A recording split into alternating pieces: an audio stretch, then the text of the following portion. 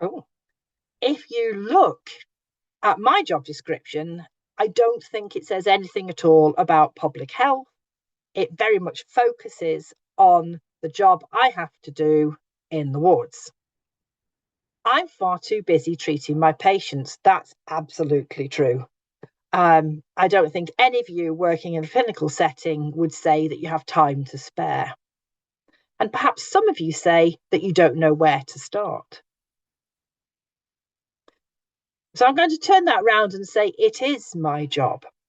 And a reminder, as we're all sitting, hopefully none of you have been called for audit.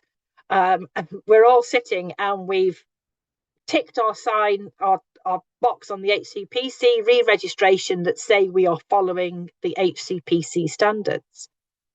And they're very clear that you must understand the role in health promotion, health education, preventing ill health, knowledge about the social determinants of health, and empowering and enabling individuals to play a part in managing their own health. So it absolutely is our job, but are we doing that? And to reinforce that it must be our job. As the UK population ages, the number of people with frailty, as I've already said, will double. The 60-year-old today will be 80 in 2045.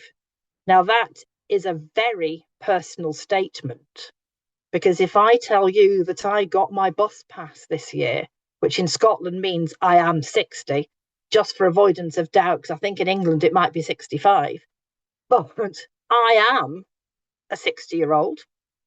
In 20 years' time, I hopefully will get to 80. I do not want to be living my life with frailty or to have to fight for healthcare because of the number of older people living with ill health. So we know what to do. You've all seen this. This came out 2019, just under 7 years ago now. The physical activity guidelines are really clear. I think the one thing that we all do tend to forget is the thing that is in big, bold, and red in the middle, building strength. And that's a really important factor in preventing frailty. A lot of my friends, you'll see later on, I'm in a walking group, and they are keeping very fit by walking a lot. But are they doing strength training? Are they minimizing sedentary time? Are they working on their balance? All of those factors are really important. And I'm a little bit of an evangelist when it comes to sarcopenia. I was really keen to take part in the BPOP work because that's so important to give the best quality evidence for what we do to work with resistance training and building muscle strength with older people. But early muscle loss drives pre-frailty. And so it's really important that you think about the physical activity guidelines, which are identical for older adults as they are for adults as well. So what should you do? So again, this is fairly recent research. There are some questions about this research, but it does give a clear indication that doing a variety of different activities was associated with lower mortality. So the people that perhaps just do one type of activity are perhaps doing themselves a little bit of a disservice and actually having a little bit of I couldn't decide whether to say a kaleidoscope, a smorgasbord, I don't know, a variety of different things that you do is really important. Obviously, when compared to doing nothing at all, anything is better than nothing. But if we want to promote a message, then actually doing a variety of different things is really important. So we're going to talk about a typical 60-year-old. And yes, that typical 60-year-old is me. So why not? So I have been brave enough to share my Garmin statistics with you. That is on the screen there. And I am trying to make sure that I practice what I preach. In that you can see I focus on my moderate activity. I've set the barrier not at 150 minutes, it's actually at 200. So it turns blue if it's under 200. You can actually see when I've had COVID, not multiple times, I have to say, but the little bit in March was actually when I had COVID and I corralled myself in my bedroom for a week. I don't think I do anything special. I go for a weekly walk with friends. That's what the hiking boot is for. I go cycling. I'm going to cycle to work tomorrow. That's a 45-minute bike ride. I'm going to cycle home again. That's downhill. That's less challenging. Where was I before I started this webinar? I was at the gym doing my strength training, and I try and do that twice a week. So is that typical? I'm not entirely sure whether it's typical or not. I'd like to think it is. I like to think that I'm not really very good at exercising, but I try my best. And it's important that what I do includes strength training. We absolutely know that muscle strengthening really does reduce the risk of a variety of different things. Oh, sorry, I didn't mean to do that. Not just preventing frailty and sarcopenia, but it also reduces your risk of a wide variety of different, usually NCDs, obviously, the lifestyle type diseases. And it's really important. Obviously, you don't have to be standing there with barbells. I don't do that. I drop them on my toes if I do. I use machines in the gym and I am making sure that I'm covering all of the major muscle groups. But it really is important to do that. But now we come to the reality. Older adults are the least active segment of the United Kingdom population. And I think it's really rather shocking that less than 30% of 65 to 75-year-olds report any moderate intensity physical activity lasting at least 10 minutes in the previous 4 weeks. That is really quite shocking, because in my friendship group, which includes quite a lot of 65 to 74-year-olds, they're all doing quite a lot, but that is not typical. That is not what the research shows. That is not what people are doing.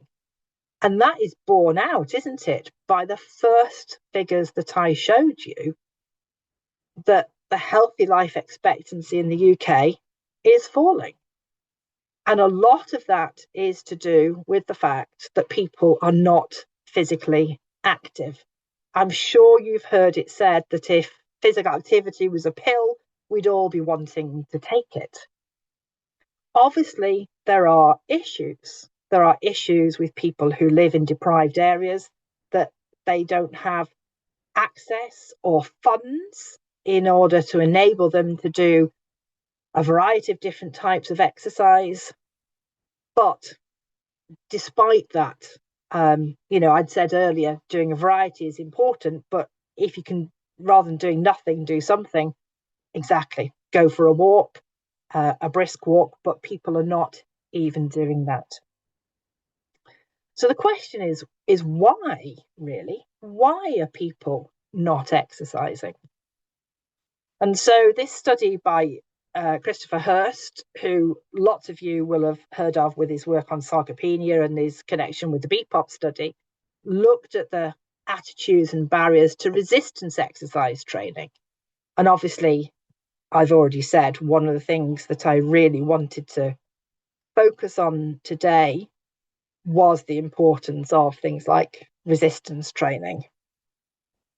And that it's a small scale study. There was only 14 participants. The majority were women.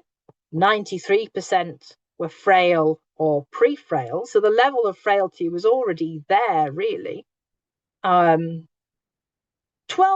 were living with multiple long-term conditions. So a real key target area for us to address. They interviewed them about their knowledge and the barriers. And there really was an issue with a lack of awareness about the importance of exercise and the type of exercise that you could or should be doing. And there was a self-perceived inability to perform resistance exercises. However, what was really important, that when they looked into that a little bit further, there really was a willingness to perform resistance exercises, because that's what they were looking at, with expert guidance. So that's the first thing that I think we need to really focus on and address, because people perhaps might not be wanting to do exercise because they're not aware how important it is. They're not quite sure. But if we're there with them, guiding them, giving them the information that they need, then actually they were willing to consider resistance exercise under expert guidance. And obviously I'm talking here we, because not everybody, but most people on this webinar are physiotherapists. But obviously we need to pull in a wide range of professionals to be able to help with this. I work very closely with the exercise professionals in NHS Fife and Fife Sports and Leisure Trust. That is absolutely really important that we consider that. But obviously, I'm speaking mainly to an audience of physiotherapists. So when and where? And obviously, the answer is as early as possible. I'm now harking back to the talk I gave in Manchester, in that most people working in the NHS, unless you work in paediatrics and probably maternity health services, are working predominantly with older people. But you go to MSK outpatients with a sore knee and they treat your knee. They treat it really rather well, but they perhaps have not considered whether you're frail, pre-frail, sarcopenic. I would like to think they'll have given you advice about exercise. I'm sure they will have given you advice about exercise, but it might be really focused on your knee. And when your knee gets better, you stop doing it, rather than general lifestyle advice about the importance of exercise overall. The same, perhaps, if you're working in surgery or medical, or let's go wider, learning disabilities, community services. There's a wide range of places where physiotherapists focus and specialize in one area, but actually they are seeing older people. They are seeing older people who are currently perhaps living with one condition, one musculoskeletal disorder, but actually could really benefit from the advice from an older people's specialist physio, which is how we get that information out. So my ask is, speak to your MSK colleagues, speak to your outpatient colleagues. I know ours are beginning to think about seeing people who have falls because they're getting so many referrals. They're looking to put somebody on a PSI course and run a FAME class because they've recognized the need. Think about the people in GP surgeries. Now, there's lots of advanced practice physios in GP surgeries, and I absolutely know some of them have a real focus on frailty, which is fantastic. But I also know a lot of them only get referrals for musculoskeletal disorders. So again, that's something we really need to address. How about private physiotherapists? You know, they are a real point of contact because waiting lists can be so long. Now, I've worked in a private clinic in the in the past. I saw people who had fallen. I saw people with Parkinson's and strokes. I saw vestibular disorders. But what I didn't see, because I was the older person specialist, was the people a little bit younger with the arthritic knees, with the backs, with the shoulders, with the hips. Whereas perhaps if you're looking at a preventative approach, that's perhaps where my expertise would have been best placed. And we need to think as also as ourselves as connectors to community assets. So if you read Frontline, you'll have read all about community appointment days. This is a screenshot from Frontline. And they are gathering pace, I would say, across the country. They're a really good way of reducing waiting lists. They bring a whole pile of different professionals into one room. The waiting list is, invited along to come, and there's a lot of signposting to a variety of different things. Have you asked if you could be involved with your local community appointment day if they're running? I haven't, but I probably should, because it's a real good opportunity to get in there and either advise the people running the day what you could do to assess if people are on a frailty trajectory, and to give them ideas about where to signpost to as well. So how would you do that? So the first thing I'm going to say is the life curve work. So it's been around for quite a long time now. Work by Peter Gore in, I think it's Newcastle, where basically they have mapped everything out onto a life curve. And, basically, if you're struggling to cut your toenails, you're at the start of the curve. As with all things, there's an app for that. And you can advise people to have a look at themselves on the life curve. And depending on where you are, now I'm not sure how widely this is, but in Fife, we have linked the life curve to our wellbeing website in NHS Fife.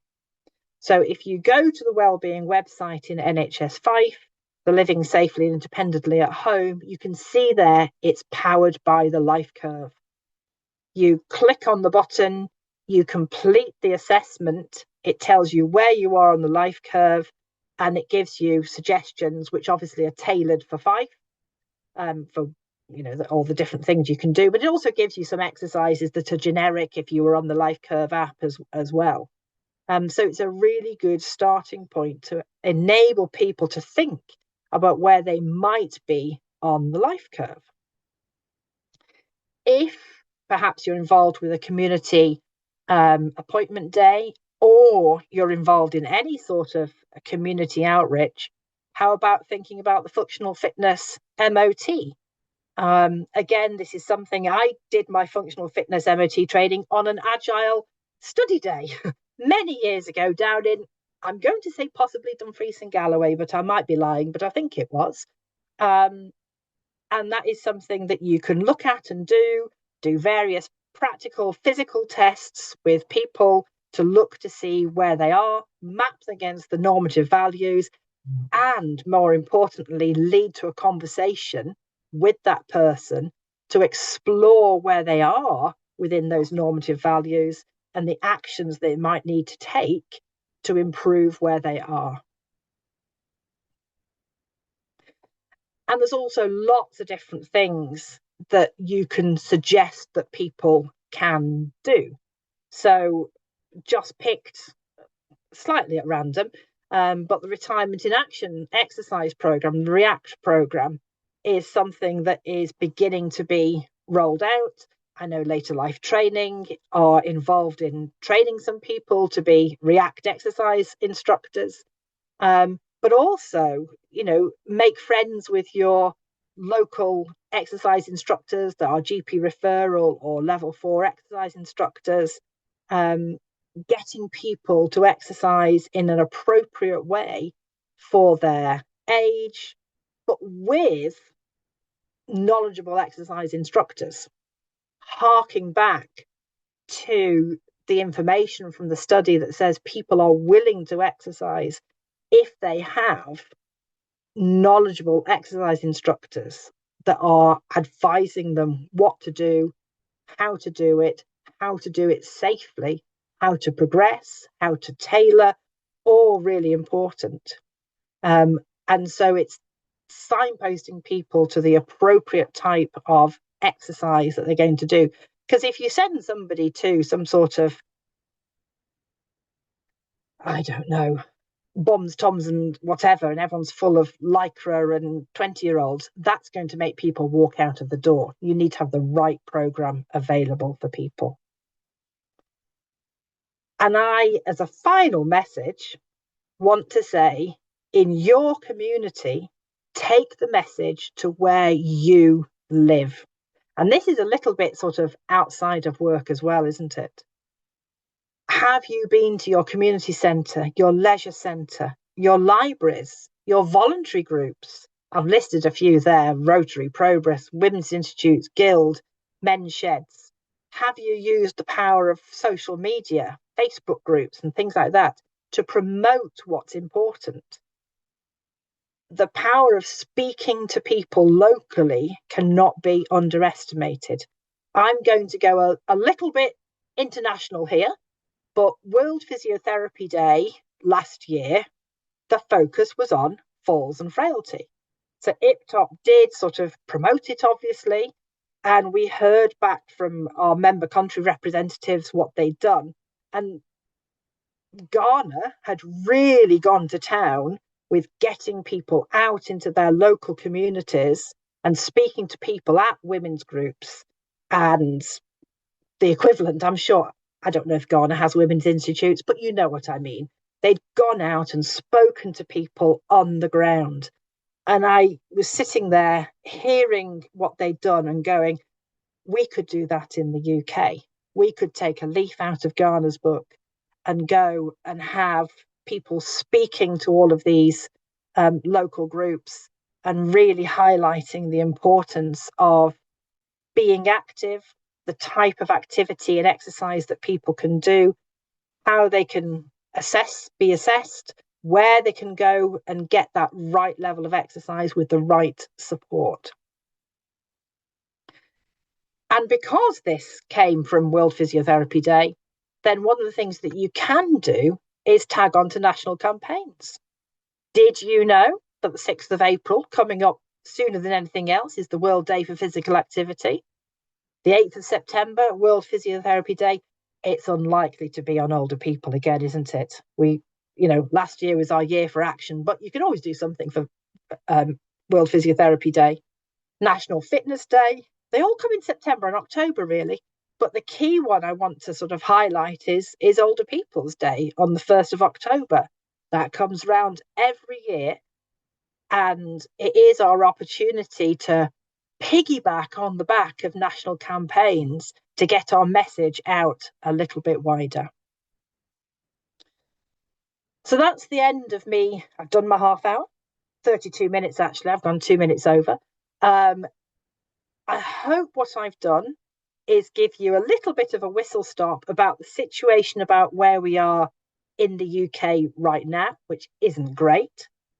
A little bit of an overview of what you might do to begin to look at people, suggest an app, the Life Curb, suggest to your MSK colleagues, are they looking at frailty? Are they looking at sarcopenia? How can they embed that into their assessments? And then a message to you personally to go, are you sharing the message with friends, family, your location and your neighbourhood? Thank you.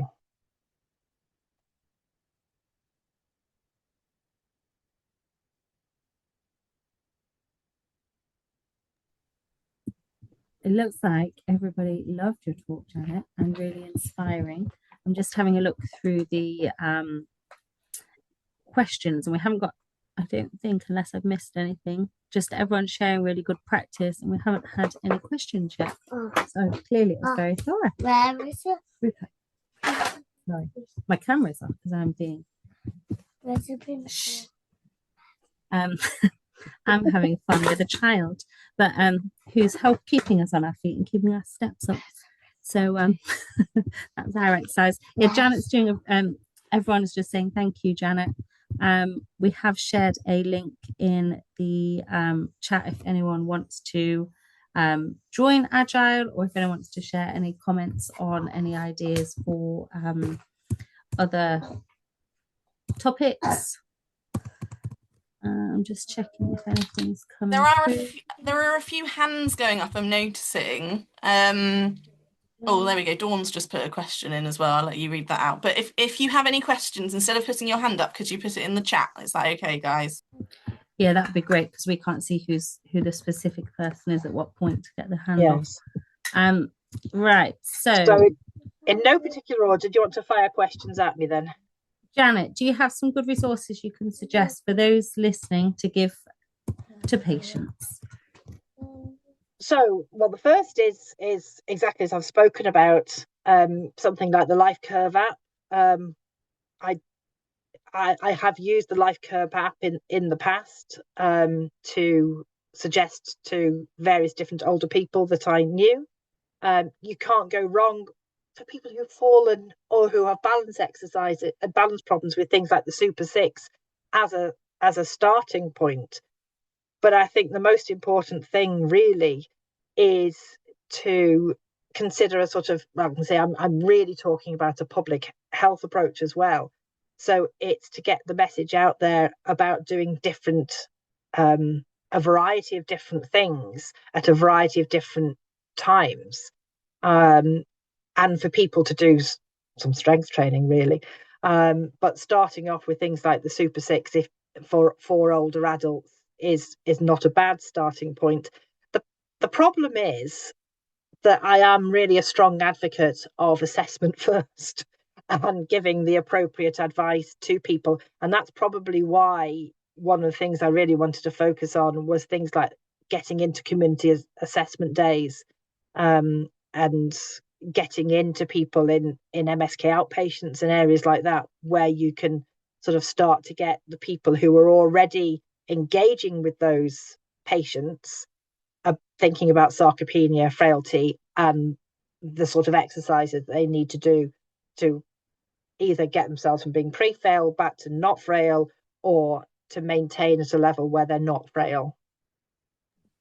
There were some really interesting talks about other people in different parts of the country that have been looking at those CAD days and how they've tried to link in. So it'll be really interesting to pull all those comments together.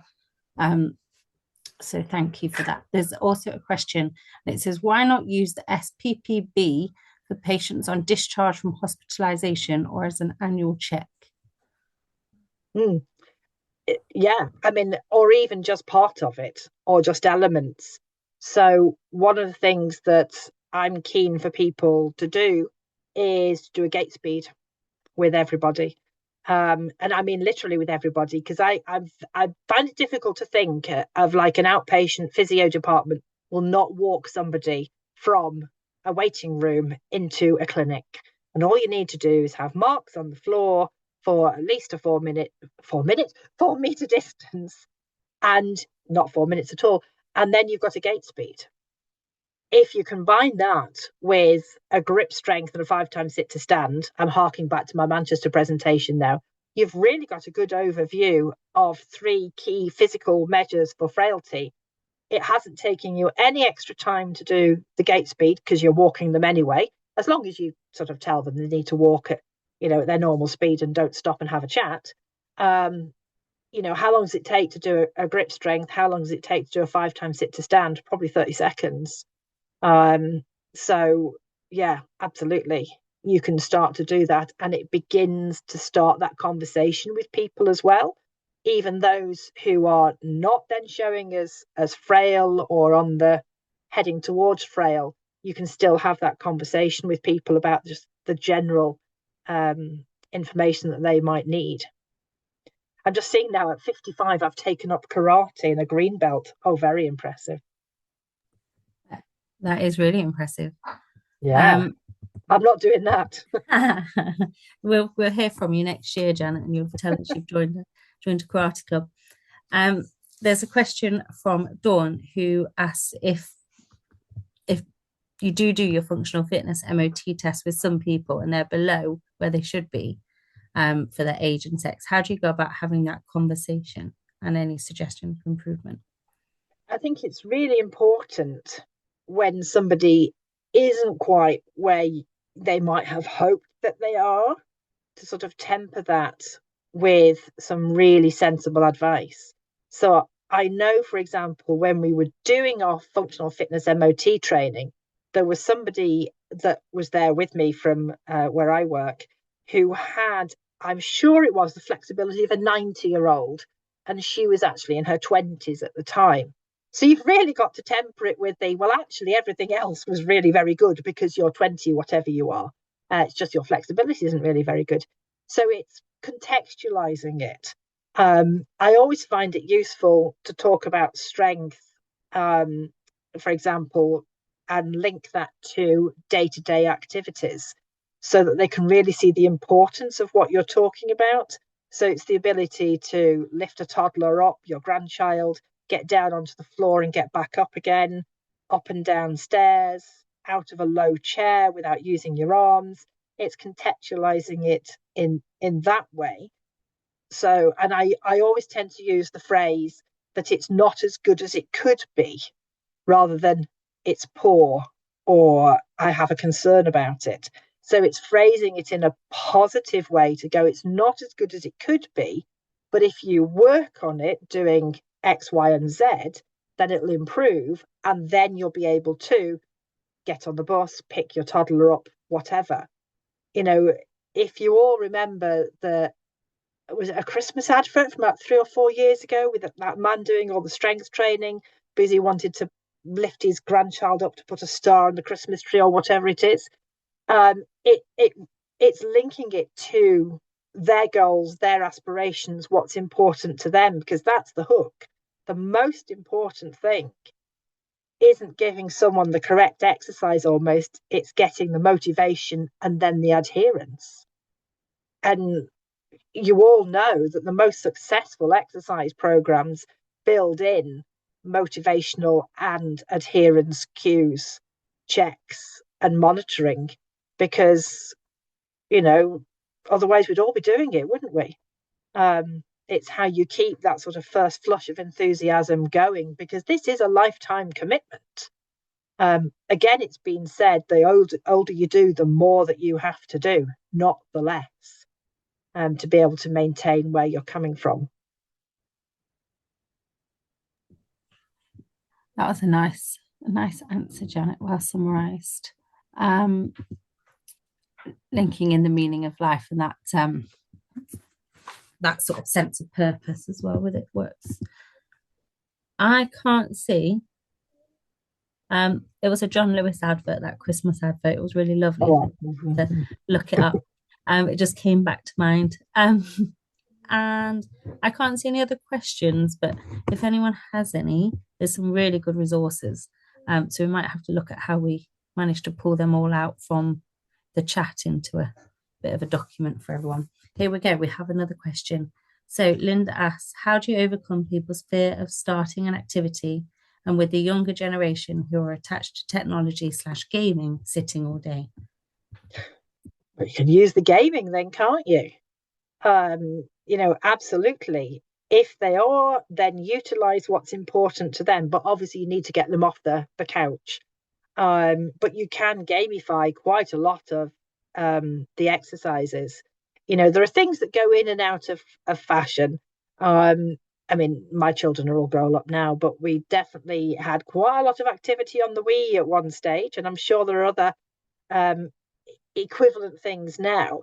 But there are quite a lot of things that you can gamify, and actually that can be really quite important because you get that continuation of I don't know if it's in quite the way as scrolling social media and you get the dopamine hit, but that gamification can be really quite important. And actually, if we want to target 20, 30, 40 and 50-year-olds, then we probably do need to be doing it through some sort of gamification alongside more traditional pursuits.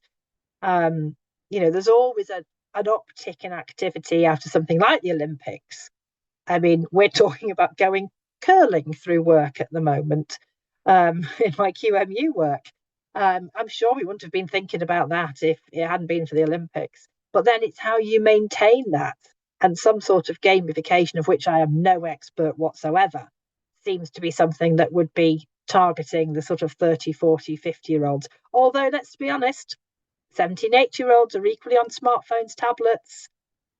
Driving to work today, apparently more YouTube is watched through a TV screen now than anything else.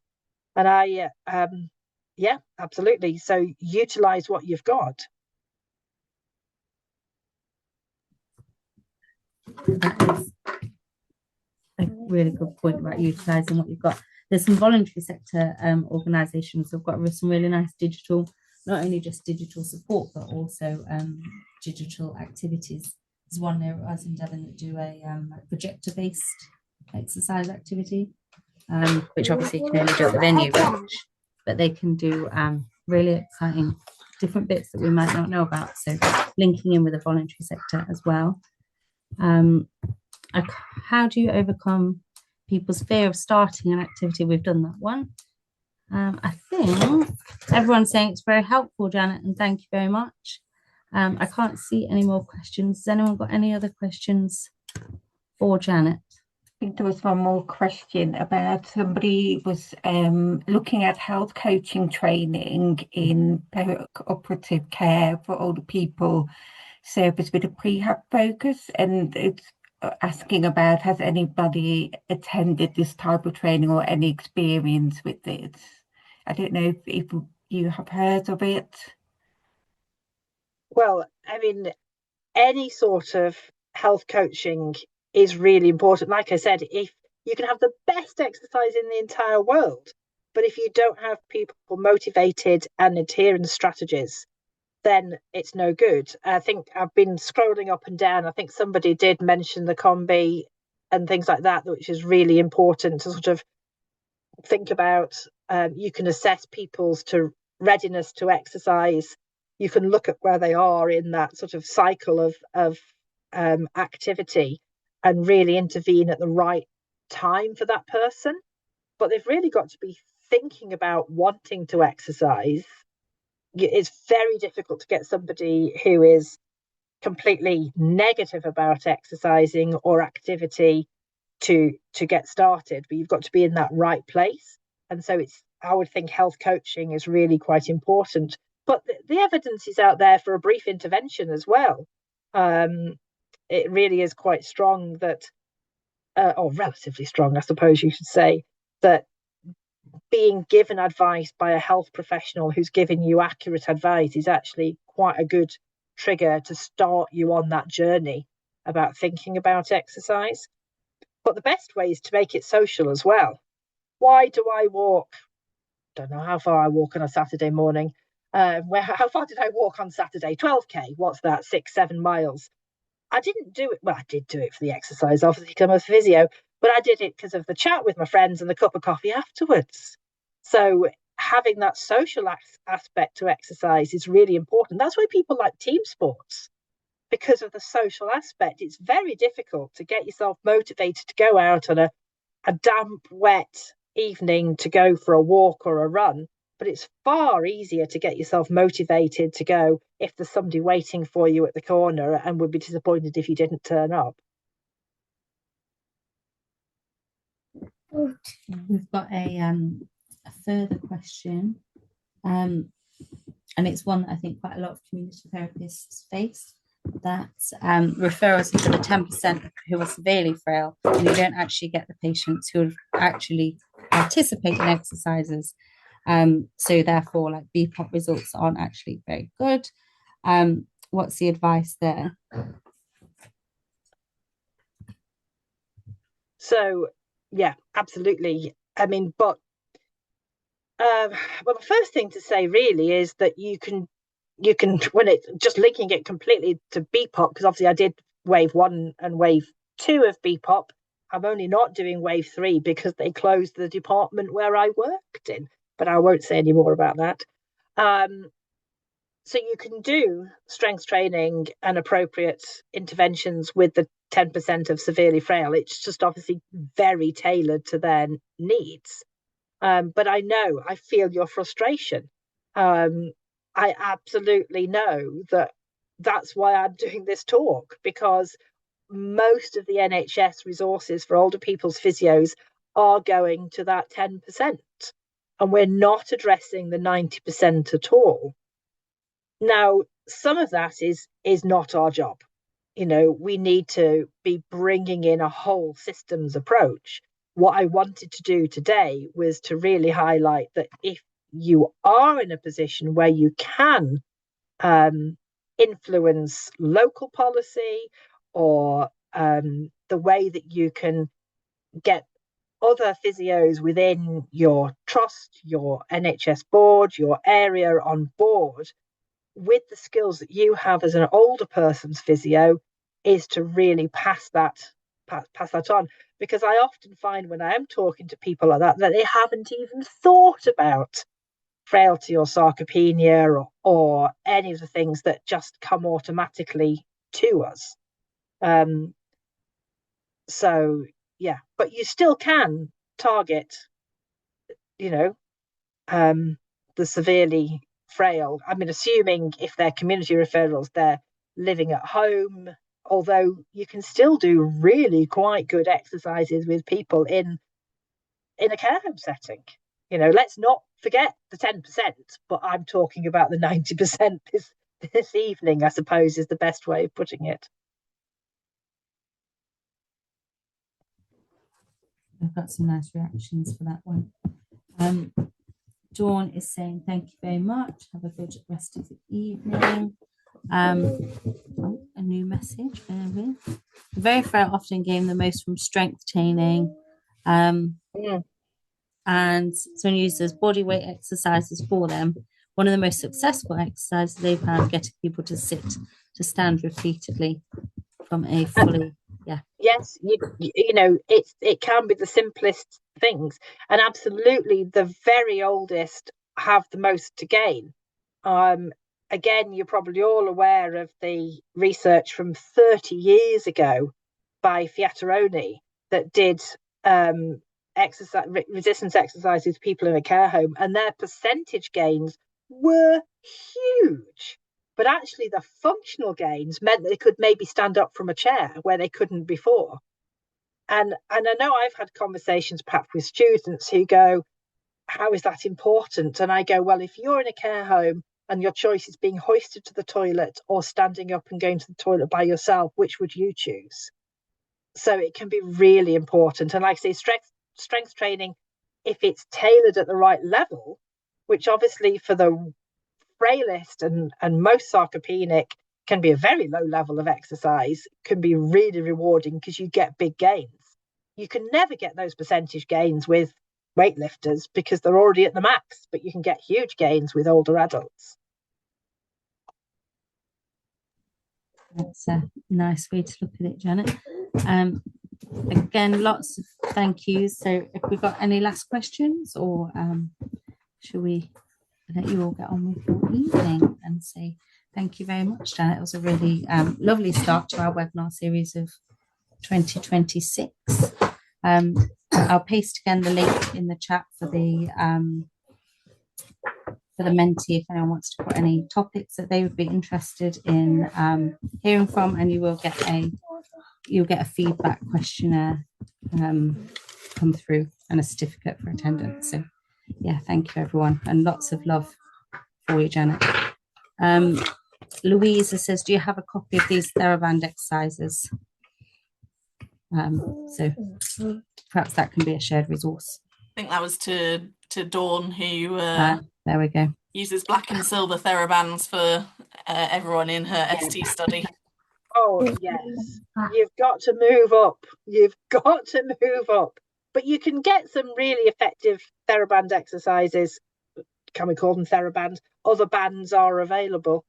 But yes, so I'm taking part in a pops up preoperative work at the moment, and I'm not seeing any of the patients at all because I'm in a completely different hospital.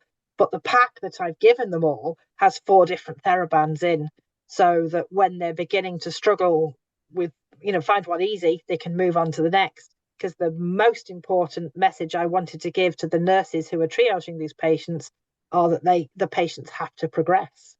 It's not any use just giving them a yellow one and away they go for the rest of the year.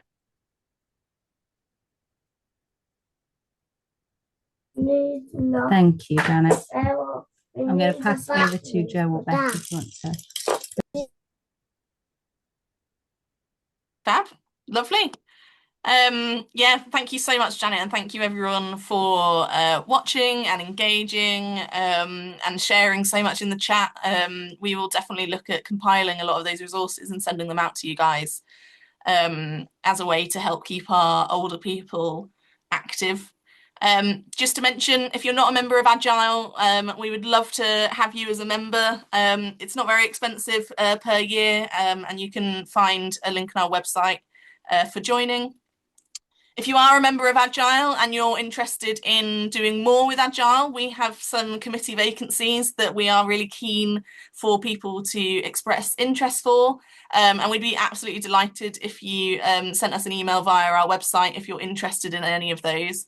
I must say, joining the committee a few years ago absolutely advanced my clinical practice, as well as meaning I got to meet so many amazing and lovely people who sort of continue to inspire me throughout my work and my life. So please do consider joining the committee as well. Apart from that, I'd love to wish you a wonderful rest of your evening. All go and enjoy a cup of tea and a biscuit, and maybe do a few sit to stands with a bit of weight in a backpack to get your moderate intensity exercise minutes up this week.